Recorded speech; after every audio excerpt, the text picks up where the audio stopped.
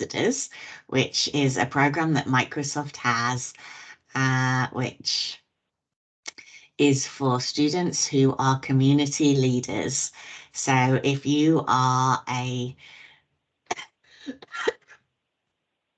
if you're a student who likes teaching other students, who likes running events, who likes going to hackathons, who gets involved in a lot of stuff, then being a Microsoft Student Learning Ambassador might be for you. What we have today is 2 student ambassadors who are going to tell us what their experience is and what the program is like, and share their tips and tricks as to how to get into it. Yeah, so let's get started. I would just like to acknowledge the traditional custodians of the land and their continuing connection to our community. We pay respects to them, their culture, and elders past, present, and emerging. And I know that people watch from all over Australia, and we are putting this on the YouTube afterwards. And so we acknowledge all of the lands all across Australia and New Zealand. Cool. So our speakers today are going to be Victor Olet, who is the only Microsoft Learn Gold Student Ambassador in the country, and Swen Lee, who is a newly appointed ambassador. Although, how long has it been now, Swen? About like 1 month. 1 month. 10 days, something like that, yeah. 1 month and 10 days. Well, I think you should be gold by now then, so. Cool, so Swan is going to share her experience, how she applied to the program, what she did to get successful, because you only about 30% of the people that apply for the program are successfully accepted. And yeah, even though I think we could do with a lot more student ambassadors. So we'll find out about that later. Then I'm going to just share our upcoming events, which you're all welcome to come to. Whether you're a student at a university or not, you're welcome if you're at a TAFE, a community college.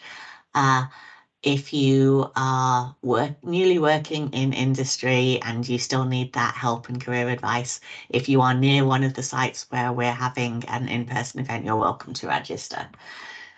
Then we'll have the talk about student learning ambassadors, and then we'll do Q&A.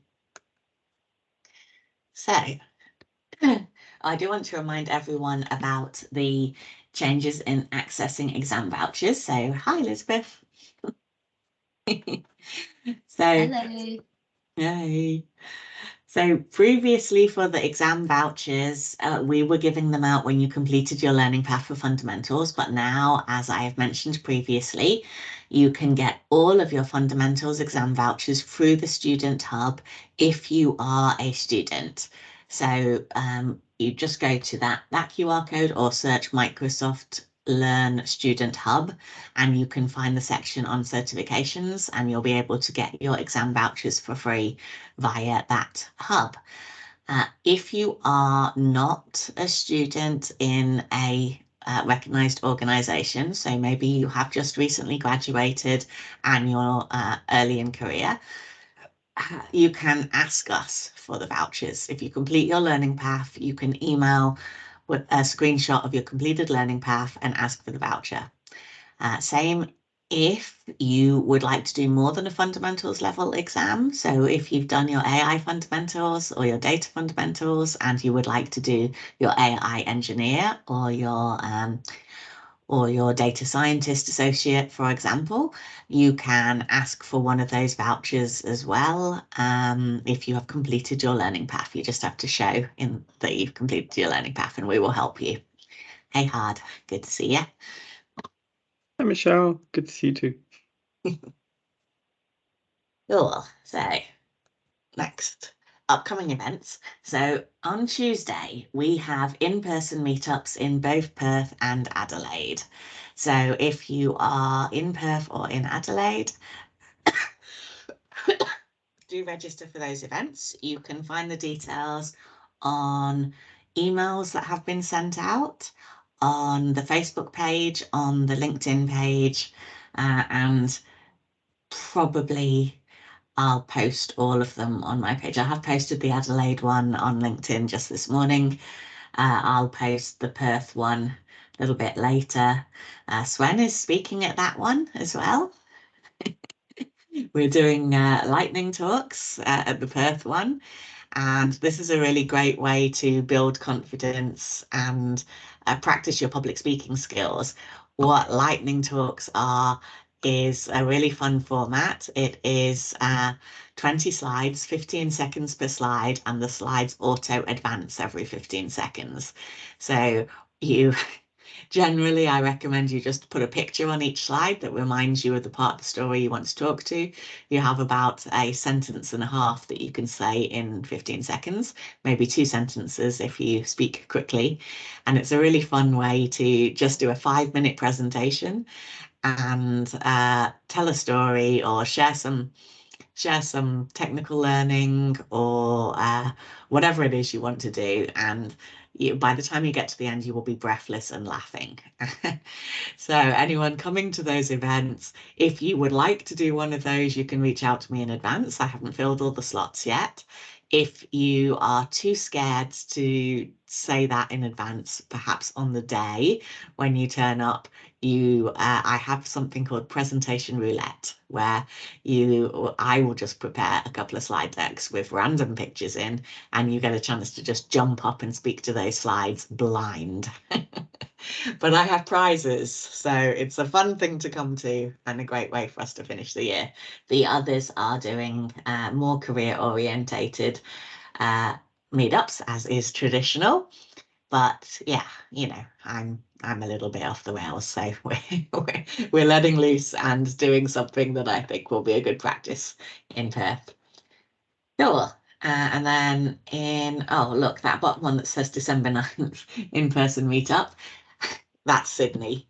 So Sydney, December 9th, 12 till 3. We've already done the Melbourne one this quarter. Canberra not doing their one this quarter because all the Canberra students have gone home, apparently. No one actually lives in ACT. Cool. Hey, Victor. Hey, Jason.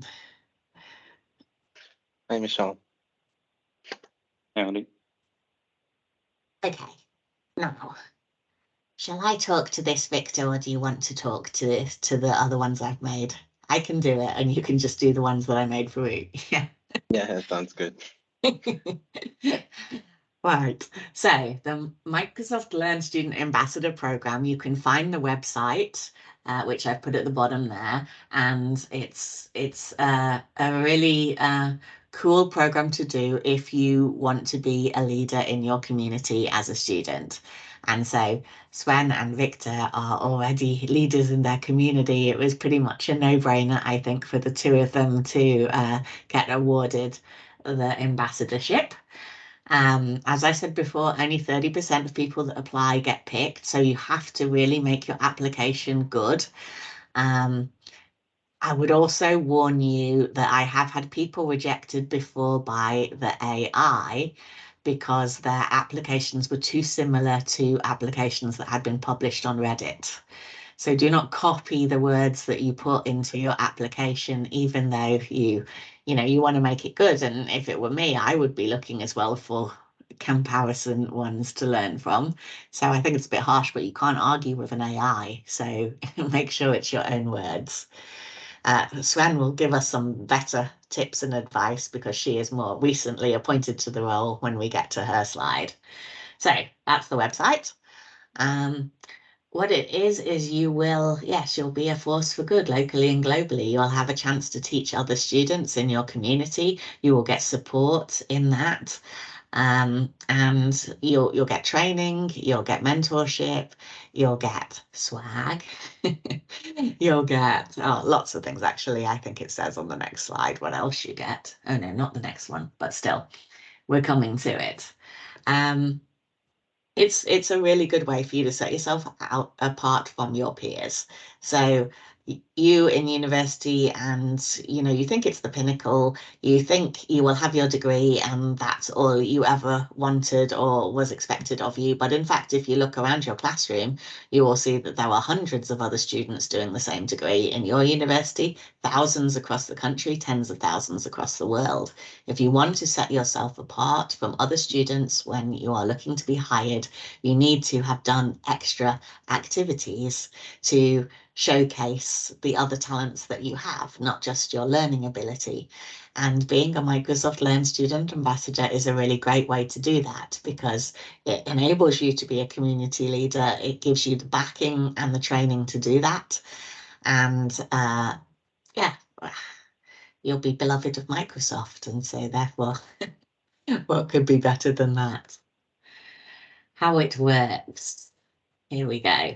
So these are the different milestones that you can get as a student ambassador. So when you first join, you are appointed as an Alpha Ambassador. You get $150 in Azure credits every month. So instead of that $100 a year that you've been working with, you have $150 a month.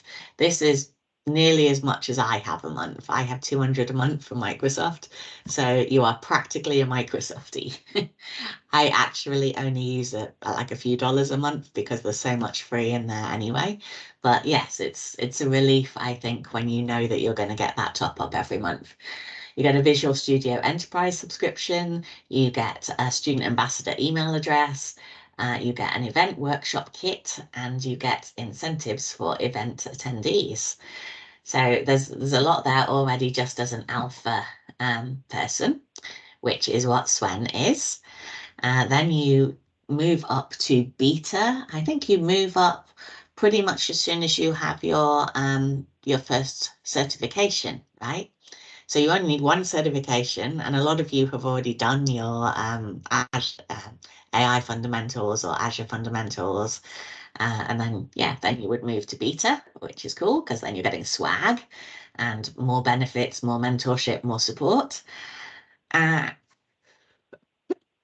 then Victor has recently gone to Gold. What you're doing at Gold is you're running student events and you're speaking at events. So Victor has put his hand up to speak at everything. Whenever he has an opportunity, he does that. And Swen runs a lot of student events, so I would expect her to be being Gold very quickly. Runs a lot of events, judges a lot of hackathons, speaks at a lot of stuff, has spoken at a national conference. She's already glorious. So, come on, quick, Swen. There we go. So anything more glorious? Oh, yes. MVP mentorship, may be invited to MVP program. Now, Elizabeth, that is in the call, is the MVP community lead. And so she's very interested in people who are student ambassadors, and she's actively helping to nurture them right now. So yes, and that is of course not just and next year I'm still being handed over the program, but I will be leading more of local engagement when it comes to student ambassadors, the Microsoft Learn student ambassadors. So yeah, thanks Michelle for the intro. But yeah, so I'm a really good resource if you want to connect with me as well. So it's absolutely good because Elizabeth is looking at you not just as a student ambassador, but as pipeline student ambassadors and pipeline to MVP. So maybe you're not quite ready yet to be an ambassador or to be an MVP after you've just started working. But she can help advise on what things you should be doing and you could be doing in order to make yourself ready for that role. A lot of the stuff I think that you do as an MVP is the same things that you do as a Gold Ambassador. So speaking at events, producing content, helping your community, all of those things are, as long as you're doing those regularly, you have a really good shot at becoming an MVP.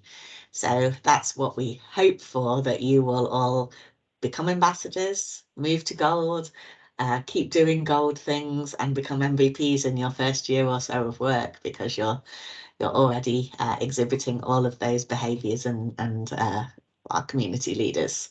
Definitely. Yeah, and if you've got ideas on like how to engage with your own peer group, maybe that's where I can help as well. And if you need someone to help connect the dots from a Microsoft perspective, or have more volunteers to support, you know, your initiative, that's where we can sort of brainstorm together as well. Yes, Elizabeth is awesome. I think that's what we're all getting here.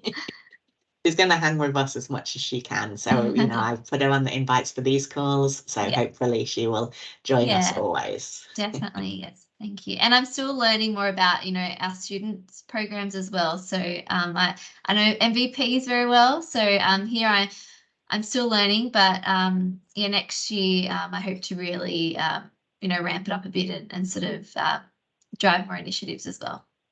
So thanks, Michelle. Awesome.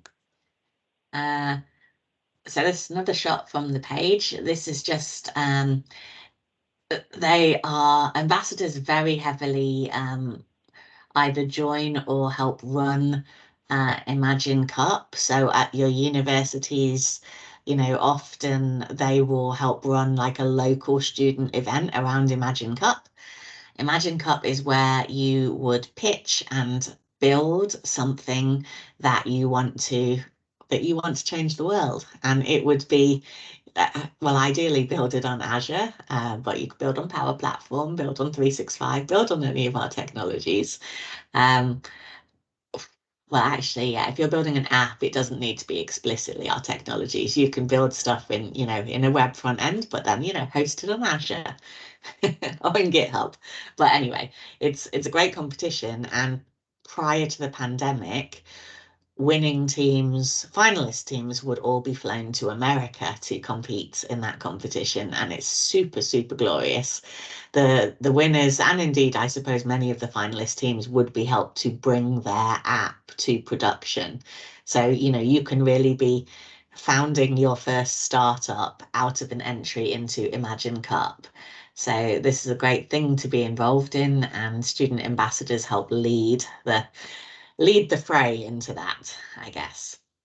We've already talked a little bit about Student Hub. Reactor, well, Renee is not here, but Renee is the advocate who works out of our reactor in Sydney, and she's doing regular live streams called In the Code Garden, which she welcomes people to join. And she's always as well looking for students who want to be on that live stream. You've been on that one, right, Victor?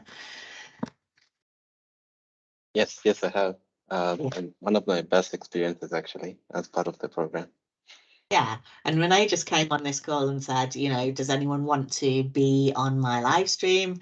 And Victor said yes, which is, you know, why he's a gold ambassador, because he says yes to opportunity and doesn't let fear control him. So yes, that's always an open offer as well, I think. And then here we go. So here is Victor. This is Victor's student ambassador page, and you can see he has entered his high impact activities, and these are the things that will have moved him to gold or helped move him to gold. You can find all of the student learn ambassadors on the website, and if you look at them, we really don't have that many in Australia. So there is definitely room for more of you to be applying and to be becoming leaders in your student communities and encouraging those around you. It's a really great way to be at the heart of things. And if you are super introvert and shy, which I think Swen would probably say she is quite shy, but nevertheless, she has found her place in the heart of these communities. She does all of them. She volunteers at all of them. And it's a really good way to, well, then the students come to you, right? You don't have to go and speak to strangers. Strangers come to you and speak. And I think it's a great way, if you're an introvert, to just put yourself in the center, and then it solves your problem of who do I talk to and how. people come and ask you stuff. So yes, don't feel like you need to be super confident to be an ambassador. You just need to be willing to say yes and not let your fear control you. So speaking of Swen, here she is. She has no high impact activities logs, even though I know that she has done a million high impact activities. And so this is what another thing I would stress to you all, that if you do stuff and you don't share, then it's as if you never did them at all. You don't get any credit, you don't get any rewards. So when you do stuff, put it in your profile. I mean, I always say post it on LinkedIn as well, and that helps me remember all the things I've done anyway. But yes, you'll have to fill this in now, Swen, so that you can move up quickly. That's really the trick. And I've definitely seen student ambassadors in the past who I know have been doing all sorts of things, but have not been promoted because they didn't put anything in the tool. It's not enough to do the things. You have to show that you have done the things. So yes, watch this space because this is an ambassador I expect to rise quickly. There we go. So this is for you now, Swen. Share your tips and advice on the application process. Thanks, Michelle. And one more thing about the being shy. I'm actually very, very shy, and that's also one of the things I'm going to talk about on 6th of December, because my topic is basically on how juniors can like put themselves into the world, even if you're like shy like me. But like once you start, I guess it's like very, very easy. And actually, people approach me. I don't approach people. Yeah. So tips and advice on the application process. For me, honestly, I think I had it rather easy because I had a lot of outside activities where I've already spoken before, and that's basically the main thing student ambassadors actually do. So you talk about content and things like that, and share your knowledge and share your experience with people or student ambassadors around the world. And I think for that, just be very precise on, because you get questions like, would you be better at promoting? Would you be better at talking about technical topic to non-technical people? Like things like that. And then you record a video. For the video, I suggest you definitely choose the one that you are extremely, extremely comfortable about, because for me, I chose speaking to non-technical audience because I tutor high school students. So that worked out very well for me. And according to Michelle, just smile and be very approachable. So that, yeah, I think that actually gives you a higher chance. And also, for me, I think grammar is very important when you write your written answers, because you get 3,000 words, and if you blabber a lot, you basically don't say anything. So I think just get straight to the point. If you've done this, just say this, and not say I've done this, but this. I've done this, but oh, I've also done that. Focus on one thing and what you did in there, and not I've done this and this and this, but what do you actually do in them, kind of thing. And I've actually went through the application again. Unfortunately, I can't get the whole application because I just don't see it anymore. So I think that's actually all I can remember now. And also to include your, like, if you do have a GitHub repository, definitely include it. Unfortunately, mine is not as glamorous as Michelle's, but I'm working on it. I swear. Yeah, I think yeah, and definitely post on LinkedIn and include your LinkedIn URL. Like Michelle said, I don't put it on my Microsoft Learn profile, but I do post on LinkedIn. Unfortunately, I have not updated my LinkedIn as well. Michelle reminded me of that. I should probably update that at some point. Yeah. I think I'll pass it to Victor. I can't really think of anything now. Thanks, Sven. I think I vouch it. Many similar experiences, things you shared. Well, I can't properly remember because I think I joined the program in 2020, so that's 2 years now, almost 2 years. But for me, one thing, especially coming in applying as an tech student, I think and also being part of the MLSA for a while, I think one of the things that really stands out is a passion for community. Like I think I used to even before the MLS application, I used to do quite a lot of things like a leadership or community things at a small level. And so as much as Swen said, there's sometimes they ask you on a technical side, it wasn't my strength, and I was concerned whether I'll actually get through, because I know I don't come from at that time, a very strong technical background. But it seemed like a program that really nurtures your leadership side and really nurtures your people skills. So I thought, and that's the angle that I sort of went through. And I also shared like what I hope to get out of the program, because I met an ambassador. At that time, it was a gold ambassador, and I wasn't even considering applying for it. I just met him through a completely different program. And so he was just telling me how I can be more involved. I told him I want to do some things for my own community, particularly Curtin University. And so he was just suggesting different things. And he told me about the program, and I thought, well, it sounds good, but maybe when I'm ready enough, I'll apply for it. When I have enough, when I start bad enough. But at that time, so I didn't apply for quite a few months, but then I just thought I'll give it a go, because I recently became a student again through my PhD program, and I thought I'll just give it a go. And yeah, it was successful. So I think looking back, application time and also through the program overall, I think leadership, community, a desire to give back to the community, to be involved in the community, goes a long way from application perspective. And I think it aligns a lot with what the MLSA are trying to do as well. So I think that those would be my top tips, like from the application side. When I met you, Victor, you were concerned that you would not be able to ever be a gold ambassador because you were not studying computer science. I remember that. Yeah. And now here you are, the only gold ambassador in the country. But I will leave that until you are on your other slide to talk about. Let's see then. You don't remember what the questions were, Swen, for the ambassador? I do remember that you have to demonstrate either technical, doing technical knowledge to non-technical audience, promoting, or one more I can't remember because I didn't choose that one. Well, anyway, anyone wanting to apply, you can click the apply button in the website, and then you'll be able to see the questions that you are asked, and you don't have to answer them right away. You could then, think about those questions before putting your application in. Okay, most memorable, valuable experience in the ambassador program. I'm just going to pass this to Victor. I don't know.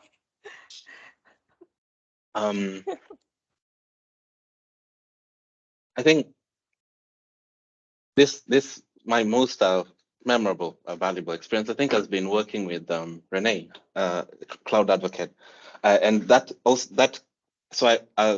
opportunity came about because I was picked by the the Asian program manager who looks after the Asian region. Suggested Renee to me as my mentor, which of course I accepted. So again, that came about because of involvement within the MLSA, I think, and various other. I guess what I'm trying to say is that they actually observe us at a student, even within the MLSA, where there's like hundreds of students. They do look for students who would benefit from a mentorship program. And I met Renee at that time, and this was in 2021, I think. And at that session, I think she was starting out as a cloud advocate as well with Microsoft. And so we're just sort of touching base in what I want to do and what she can offer. And that meeting, and it just became quite a opportunity for many other things. I think I really like Renee, partly maybe because she came from like a chemical engineering background. So, and I'm in a chemical engineering background, so maybe we resonate on that front. But she gave quite a lot of opportunity for me to sort of come out of my shell. So I guess one of the valuable experience I had with her was, it's two, but I can package them into one. It's being involved, getting on the Microsoft Reactor, and she got me to speak about my experience as a student ambassador. And it was just, it wasn't a technical talk in that, it's just me sharing my own experience, and it was a very like authentic approach. I just appreciate the fact that you gave me the opportunity to do that.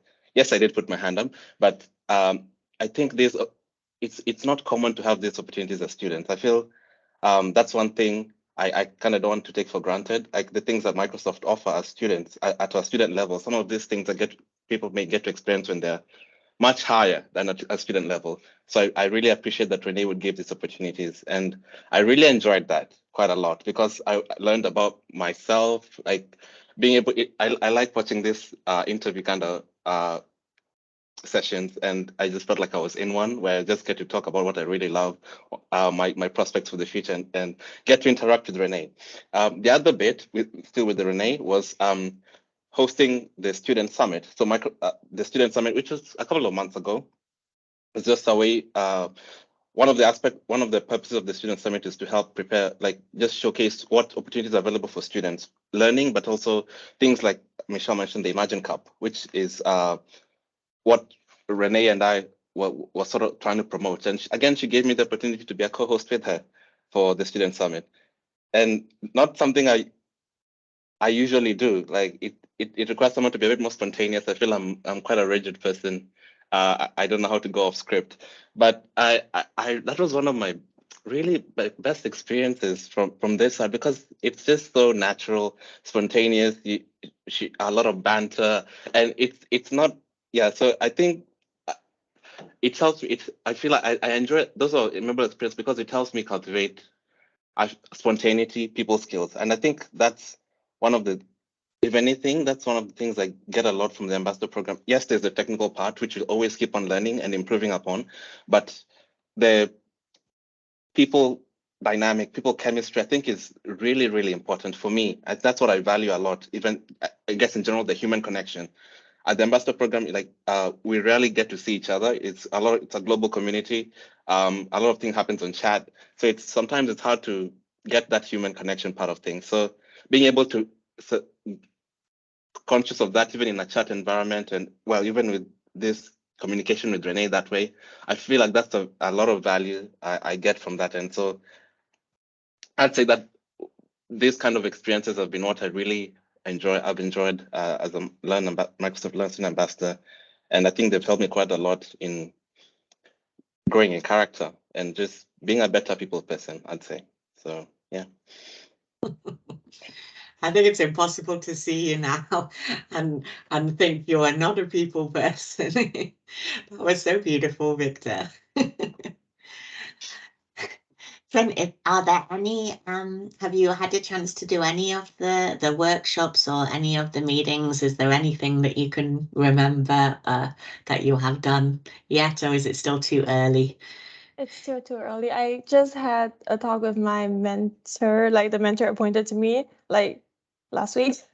And I had plans to so he gave me some like tips on workshops to run or topics, and then I'm probably working on a cryptography one, but that's to be confirmed.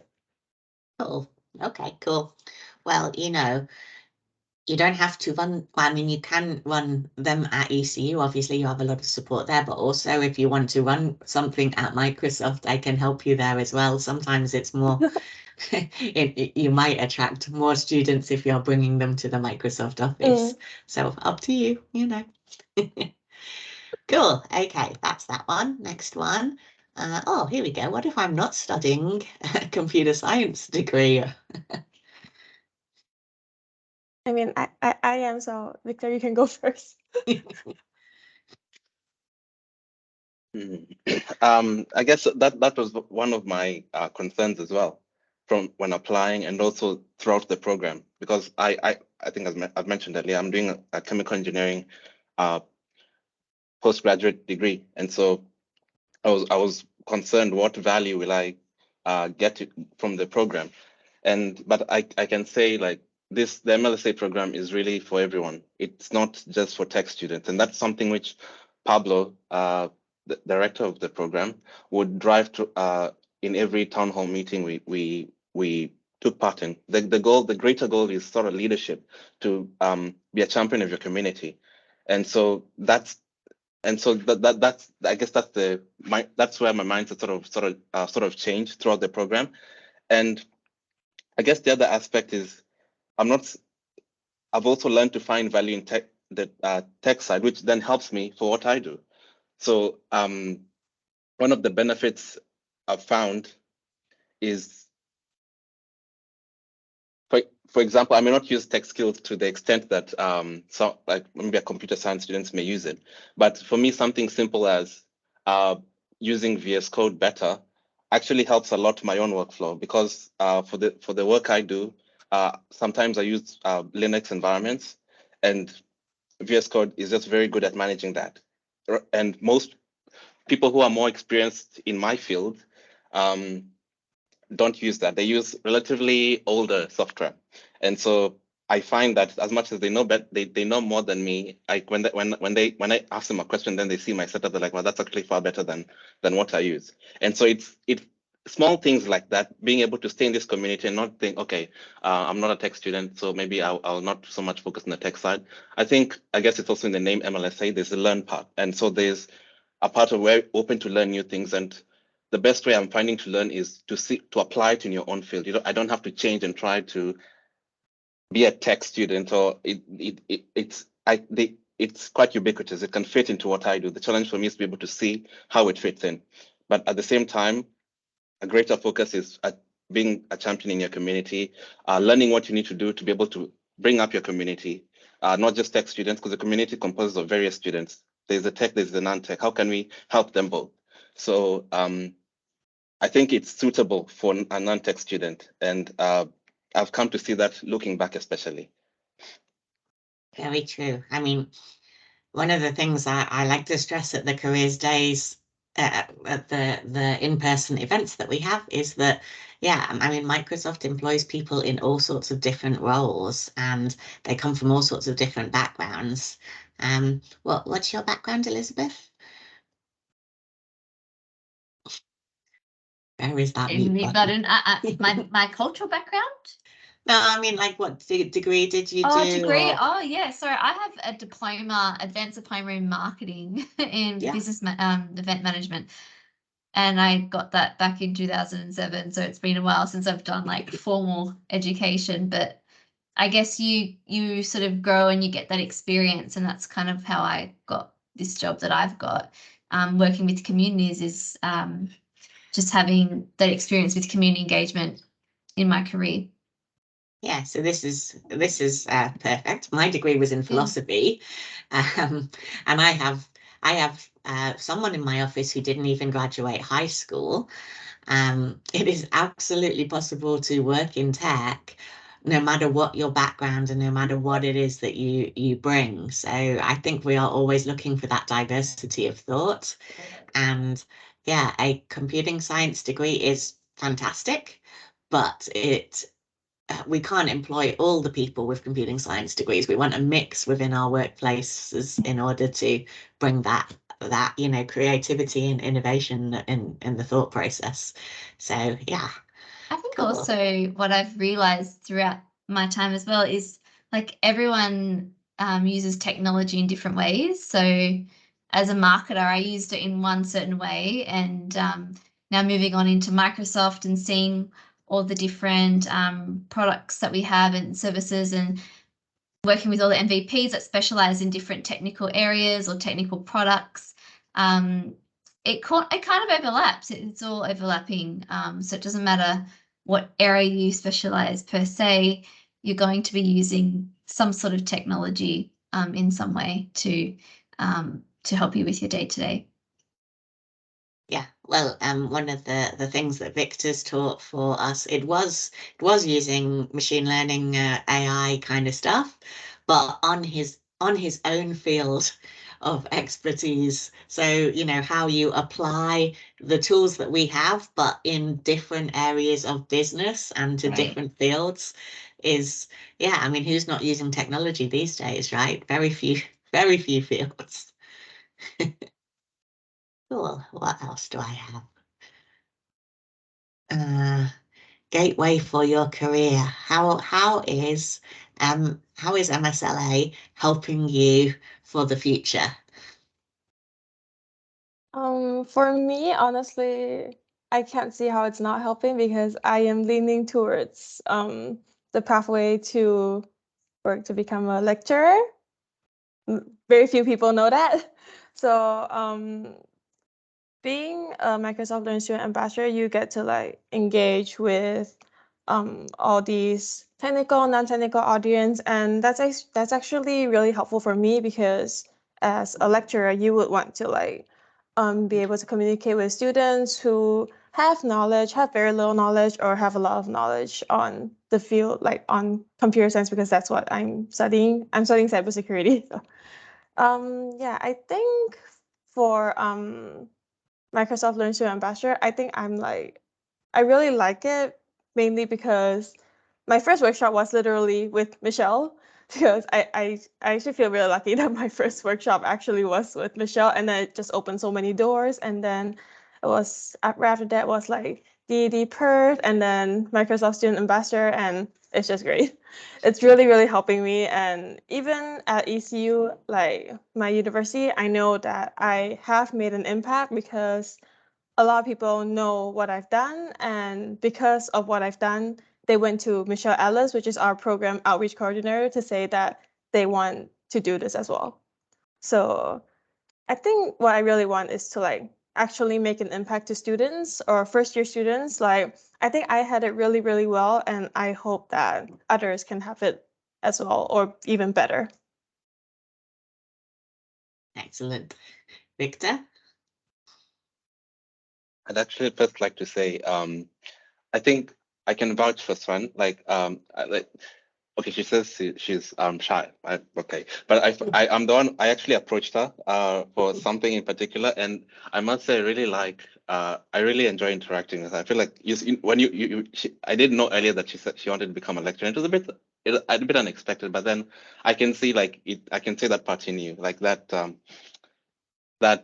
carefulness, that knowledge level in the little time I've interacted with you. So yes, I definitely vouch for you in that sense.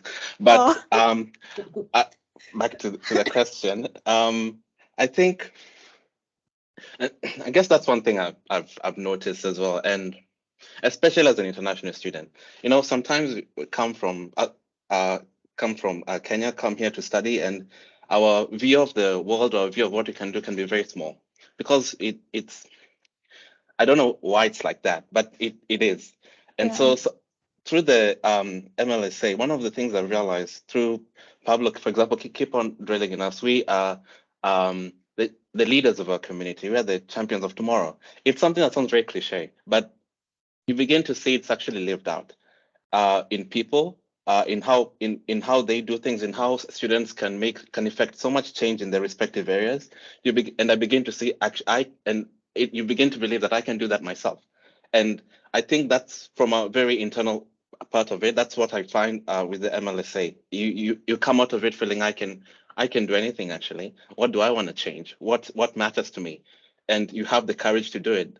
So as much as I'm not in a tech side, for example, in my chemical engineering side, I find I kind of have the confidence now. Just last week, I was in one of the high schools, Penrose, and I was just sharing with the students on sharing them what I'm doing from a PhD level in a way that they can understand, because it was a chemistry class. So they use these knowledges it's good for them to learn them at this time before they go into their university level. And so I have the courage to do that, even though I've never done anything like that before. It's just something that has been built inside and sort of been instilled throughout my time in the program.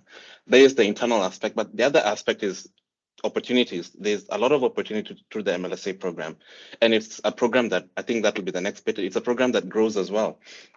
And so I find, opportunity for mentorship, opportunity to work with very knowledgeable people within Microsoft staff. So if your area is, say, machine learning, there's a whole channel for that, for people who, first, global, so it's students from all over the world who share the same interest. And then there's the Microsoft employees who specialize in that field, if that's the area you want to go to, for example. It's just all the resources are there. And the other aspect is, it's a program that I feel like practice is what they preach, because they are growing as well. So just not long ago, there was that partnership with the Windows Insider program, which again, for students who are keen to go that direction, it's brought to you. So you're just made to feel like you're special, like you can actually do a lot of things. We expect great things from you, kind of a thing. And that's why they put so much effort into the program. And so I find both from an internal perspective in seeing the different people involved, but also from actual opportunity giving point of view, mentorship, like partnering with other within other Microsoft areas, and many other things. I feel like it's just it's a platform to many other opportunities, depending on how much you want to grasp those opportunities. I feel so. Yeah. Awesome.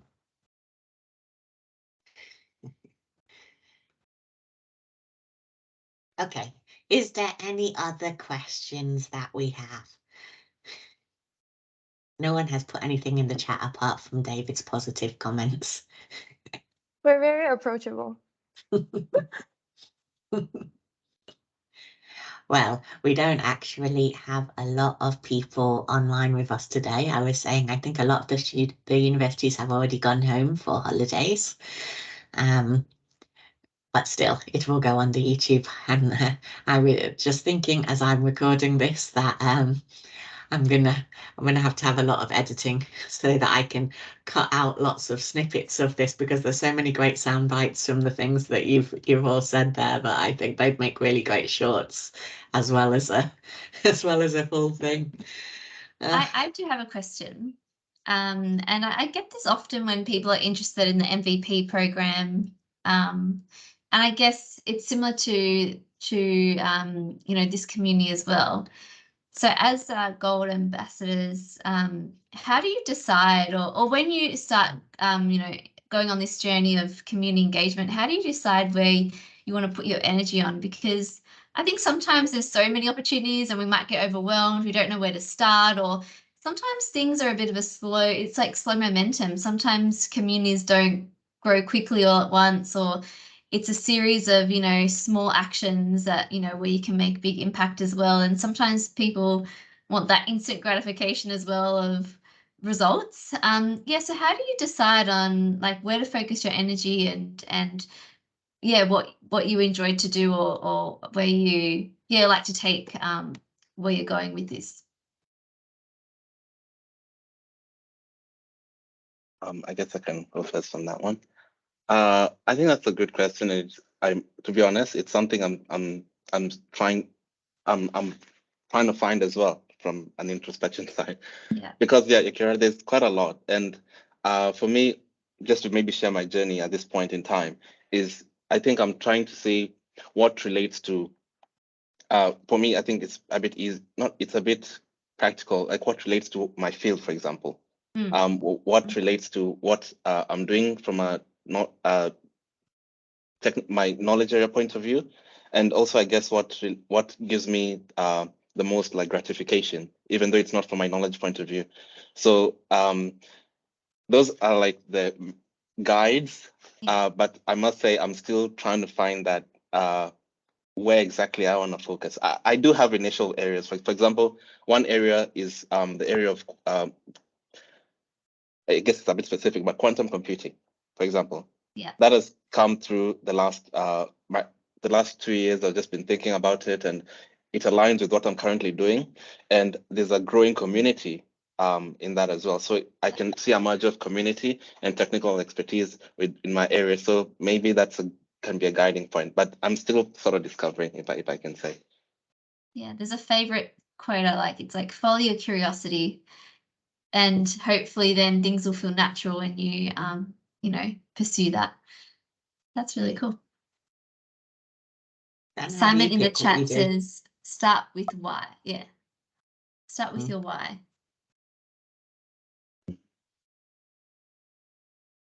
Ben, any thoughts? How do you choose? There's so many activities you're involved in. How do you choose which ones? Honestly, there has been points where I just take on so much because I try to say yes to everything that I can take on, because I studied my second year online and I missed out on a lot because when you're studying online, you literally don't do anything because you have no idea what's going on. You have no friends and things like that. So once I got to Perth, I was actually very lucky, maybe because I smile a lot or something, that someone approached me and introduced me to Michelle Ellis from ECU, who then introduced me to Michelle at Microsoft. So after that, I realized how much I'm missing out on, and I try to say yes to everything, and then I tend to be overwhelmed by everything. So for me, honestly, I do have my focus, and I focus on things that I think can make an impact to other people because I want to help people who are like me, like they have no idea what they're doing and then they don't know where to start or they're afraid to start. And I just feel like I'm more passionate about things that can help other people and also benefit my own career, things like that. So I try to say yes to all the talks that Michelle puts me on.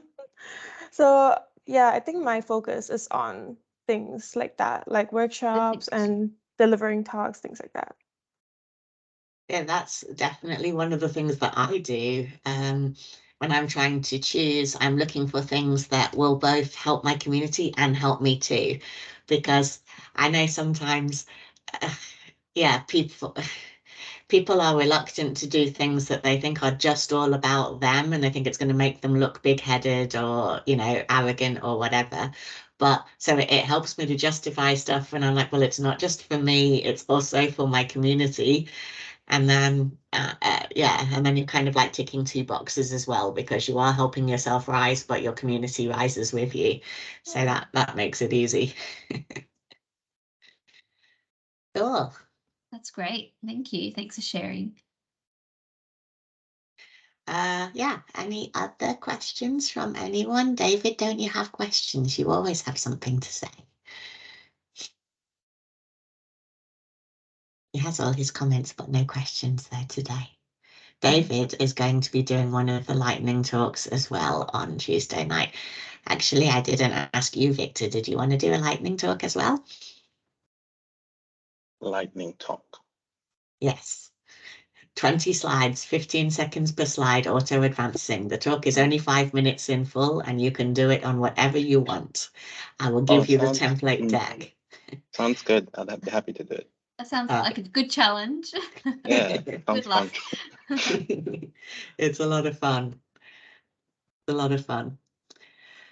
Cool. No, I don't want you to be a student ambassador, David. I want you to just ask a question.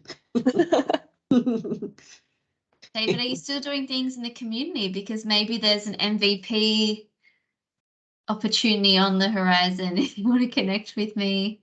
I'm not sure if you're doing stuff in the community. But yeah. Well, he is at every event that we have, always asking all the good questions. So yes, he could be pipeline MVP. That's true. Good candidate. Okay, cool. Then I will let you all go. I will just remind you all, actually, that yes, we have upcoming events. I'll just flip to those upcoming events at Microsoft. And they are on the 6th of December in both Perth and Adelaide. So you can sign up on the via an email that we've sent you or via the Facebook or LinkedIn sites. They have the links on there. Also in Sydney on December the 9th, they have an in-person one. We've already done Melbourne, no Canberra this month. Those are the Facebook and LinkedIn groups. If you are not already in them, join them. And yeah, I hope to see you all at things oncoming. I think I'm going to cancel the January monthly meeting because that is that is the first week of January, and everyone will still be just either lying on the beach or escaping from the world in that time. So I'll cancel January's monthly meeting, but but we will run stuff during the summer holidays. So keep your eyes on your inboxes and join us for technical adventures or non-technical adventures, whatever we put on the agenda. Everything's always fun. We're always glad to have you there. And yeah, connect with us. Welcome. And good to see you all. Have a good weekend, everyone. And thank you, Swen and Victor and Elizabeth, for your contributions today. That was beautiful. Thank you for Michelle, for having inviting us. Appreciate it. See you all next time. See you. Bye-bye. Bye. Bye.